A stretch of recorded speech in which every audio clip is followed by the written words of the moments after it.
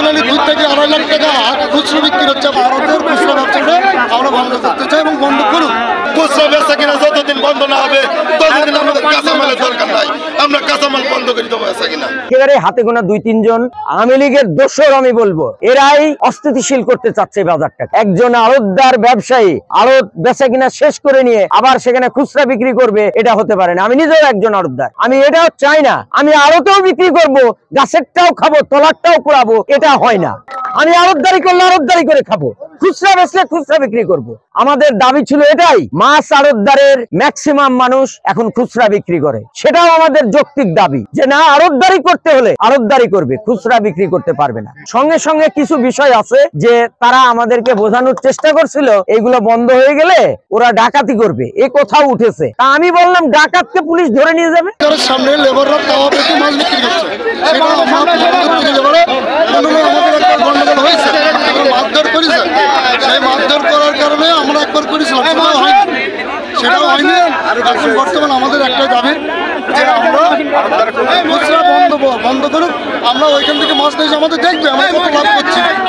আমাদের প্রত্যেকদিন mobile coat করুক, প্রত্যেকদিন জানুক। ভারতের খুচরা ব্যবসাটা আমরা বন্ধ করতে চাই এবং বন্ধ করুক। তাহলে আমরা ওইখান থেকে মাছ নিয়ে বেচতে পারছি না, এখানে আমরা দিনাগ্রস্ত হয়ে যাচ্ছি। আমরা যেখানে 130 কিনছি 100 টাকায় বেচতে হয়েছি, তাহলে মহাজনের কাছে আমরা দিনাদার হয়ে যাচ্ছি।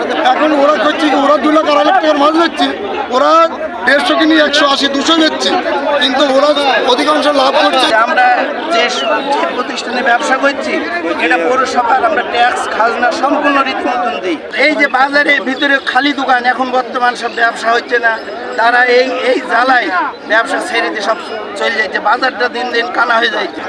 আমরা এর একটা সুস্থ একটা বিচার চাই।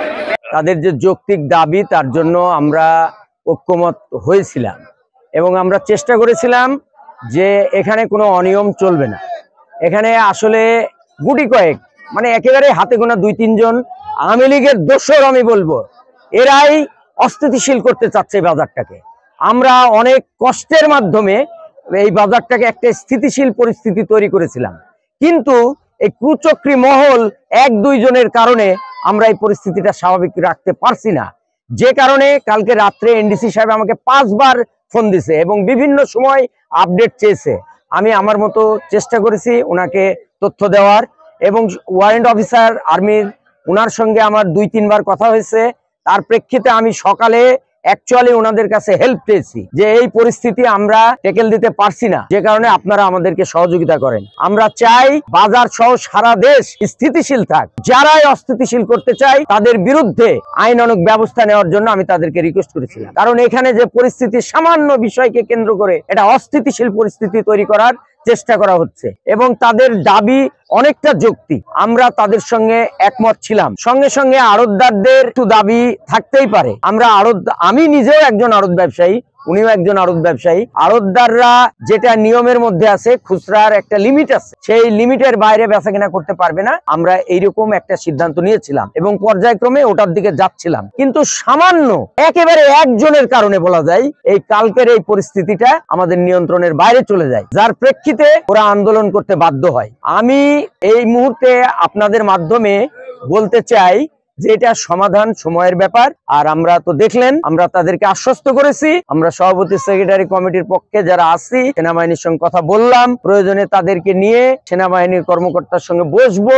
নিশ্চয়ই এটা দ্রুত সমাধান হয়ে যাবে ইনশাল্লাহ। তবে আমি চাই এর সুষ্ঠু একটা সমাধান। পিছনে সামান্য 1-2 জন অস্থিতিশীল পরিস্থিতির সৃষ্টি করবে, এটা বরদাস্ত করা হবে না। প্রয়োজনে এই আন্দোলন আরো কঠোর হবে। আমরা প্রয়োজনে এর সঙ্গে একত্রতা ঘোষণা করব। কোনো অনিয়ম, কোনো দুর্নীতি, কোনো অপ্রীতিকর পরিস্থিতি এখানে হতে দিব না আমরা ইনশাল্লাহ।